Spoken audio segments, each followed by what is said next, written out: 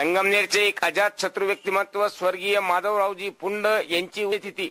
स्वर्गीय माधवरावजी पुंड यांच्या पुण्यतिथीचे औचित्य साधून पुंड परिवाराच्या वतीने उद्या संगमनेरात अनेकविध कार्यक्रमांचे आयोजन करण्यात आले आहे। संगमनेर शहराच्या अनेक विभागातील गरीब नागरिकांना या निमित्ताने अनेकविध वस्तूंचे वाटप केले जाणार आहे।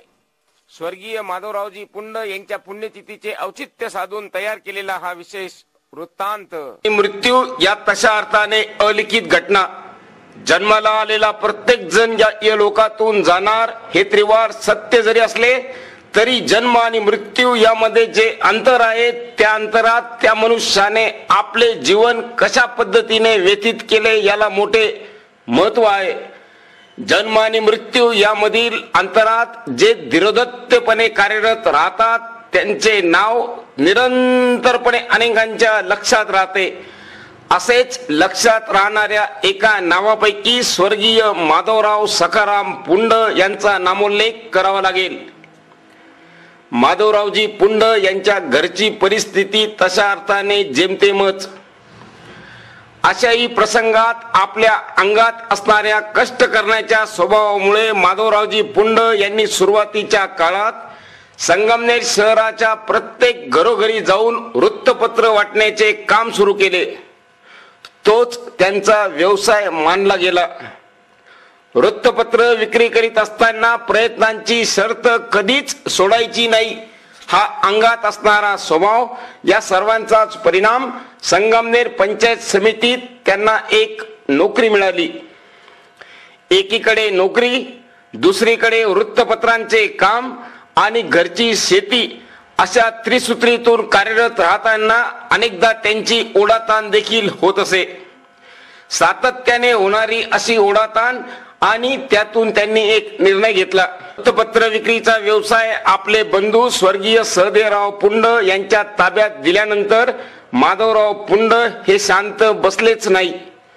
समाजासाठी आपण काहीतरी करावे, आपल्या मुलांनी शिकून खूप खूप मोठे व्हावे यासाठी त्यांनी प्रयत्नांची पराकाष्ठा केली।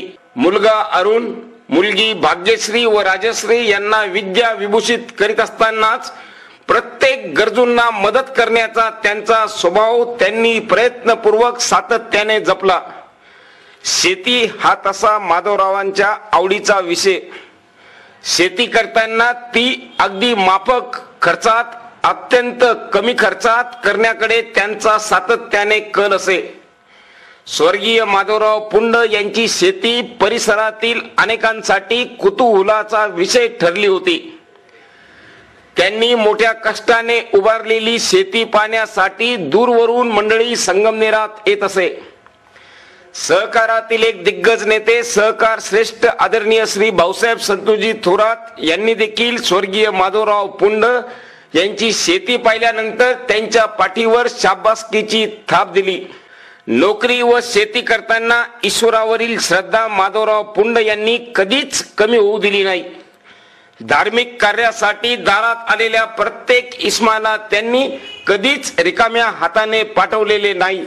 माधवराव पुंड यांच्या घरी मदत मागण्यास आपण गेलो आणि रिकाम्या हाताने परत आलो अशी व्यक्ती शोधून देखील सापडणार नाही।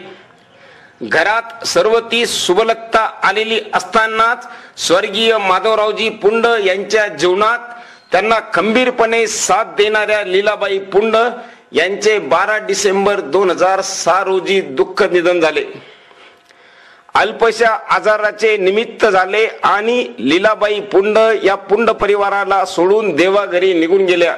लीलाबाई पुंड यांचे असे जाणे हा पुंड परिवारासाठी मोठा आघात होता। स्वर्गीय लीलाबाई पुंड यांच्या निधनानंतर माधवराव पुंड यांच्या जीवनात जी पोकळी निर्माण झाली ती पोकळी त्यांनी कुटुंब प्रमुख या नात्याने पुन्हा एकदा सावरली। माधवरावांनी आपल्या मुलांना आईची कमी कोटेच जाणू दिली नाही। नातू गिरीश, अभिषेक, भैया, शुभम, सुशांत यांना मायेपासून त्यांनी कधीच वंचित ठेवले नाही। आई आणि वडिलांची जबाबदारी समर्थपणे सांभाळत असताना माधवराव पुंड यांनी आपले कुटुंब एक संपन्न समाधानी कुटुंब करण्यामध्ये यशस्वीता प्राप्त केली होती। परिसरातील अनेक नागरिकांना माधवराव पुंड यांचा हेवा वाटत असे. वयाच्या 70व्या वर्षी देखील हा माणूस धडधाकडपणे धावू शकतो, पळू शकतो, बोलू शकतो आणि सर्व ते कामे स्वतःच करू शकतो हे पाहिले की नवतरुण देखील कधी कधी आश्चर्यचकित होऊन जात. अगदी सुरुवातीच्या काळात सायकल पासून सुरू केलेला आपला प्रवास माधवरावजी पुंड यांनी मोठ्या मेहनतीने मोटार गाडीपर्यंत नेऊन ठेवला. स्वर्गीय माधवरावजी पुंड यांचा जीवन प्रवास हा अशा अर्थाने आदर्शवत जीवन प्रवास होता. त्यांचा आदर्शवत जीवन प्रवास अनेकांसाठी सातत्याने प्रेरकच ठरलेला होता. वृद्धापकाळ आल्यानंतर देखील माधवरावांचा दरारा तसाच कायम होता. परिसरातील प्रत्येकाला मदत करणे, चुकीचे काम जेथे घडत असेल तेथे विरोध करणे हा त्यांचा स्वभाव अखेरपर्यंत तसाच होता. अगदी काही दिवसापूर्वी घरात सहजपणे फिरत असताना घरच्या फरशीवरून पाय घसरून पडण्याचे निमित्त झाले आणि त्यातच माधवराव आजारी पडले. त्यांच्यावर उपचार करणाऱ्या डॉक्टरांनी प्रयत्नांची शर्त केली, मात्र त्यात त्यांना यश येऊ शकले नाही. सोमवार दिनांक 2 ऑगस्ट रोजी रात्री त्यांची प्राणज्योत मालवली. संगमनेर शहराच्या प्रगतीचा विचार मांडणारे, संगमनेर परिसरातील एक शेतीनिष्ठ शेतकरी, संगमनेर परिसरातील एक सरकारी कर्मचारी, संगमनेर शहरातील माळी समाजाचे ज्येष्ठ अशी ओळख असणारे माधवरावजी अर्थात सर्वांचे नाना आपल्याला सोडून देवाघरी गेले. माधवरावजी पुंड यांचे जाणे अनेकांसाठी वेदनादायक असेच होते. अनेकांना आपला आधार हरपला आहे अशी भावना अनेकांमध्ये निर्माण झाली. माधवराव पुंड यांचे असणेच अनेकांसाठी एक आशेचा किरण होता.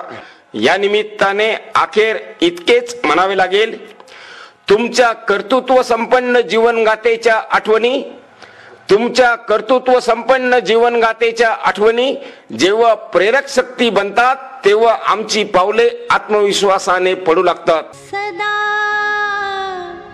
जगाच्या कारणी चंदना परी घसला,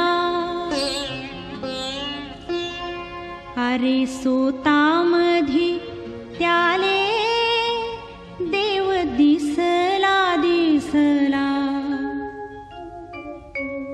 सदा जगाच्या कारणी चंदना परी घसला, अरे सोतामधी त्याले देव दिसला दिसला. सदा जगाच्या कारणी चंदना परी घसला, अरे सोतामधी त्याले देव दिसला दिसला. अरे सोतामधी त्याले देव दिसला दिसला.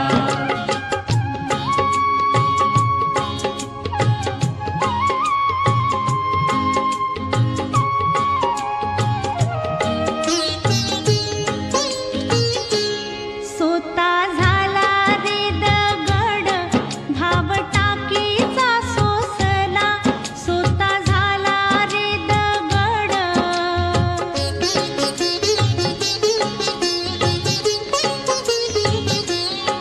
सोता झाला रे दगड भाव टाकीचा सोसला, अरे दगडात त्याले देव दिसला दिसला. देव दिसला दिसला, देव दिसला दिसला. सदा जगाच्या कारणी चंदना परी घसला, अरे सोतामधी त्याले देव दिसला दिसला. अरे सोतामधी त्याले देव दिसला दिसला.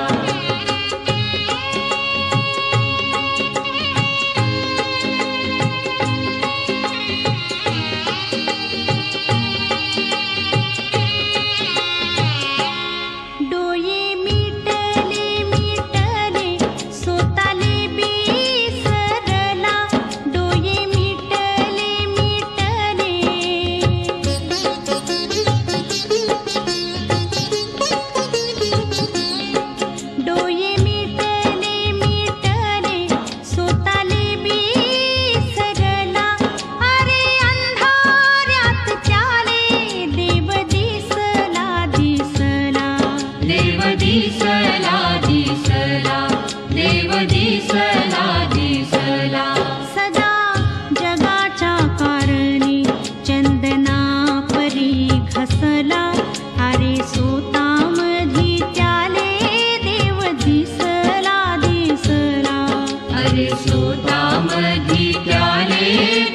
दिसला